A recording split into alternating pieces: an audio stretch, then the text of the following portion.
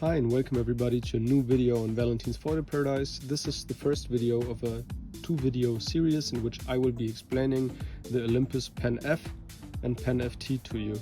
The first video, as you could already see in the title, is about loading film into the Olympus Pen F.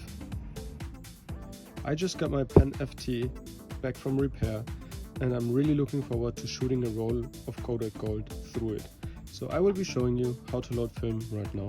The first thing you want to do is take the camera like this, take this little lever out here and just pull. And this should already open the back, just like that.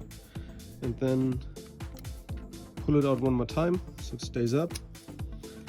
Put the canister in, just like that. And then wind the film and make sure it goes into the little sprocket right here. Just like that. As you can see, it's fit pretty snug. Then you can first off push this lever back down, make sure it's connected with the canister in here, and now you can wind. See, we already have a good amount of pressure. We can see that the sprockets fit perfectly, and now the back plate, this one, the pressure plate, will do the rest. So all we have to do right now is close the back, advance a couple of times. There we go. Maybe one more time, and now we should be on frame 1.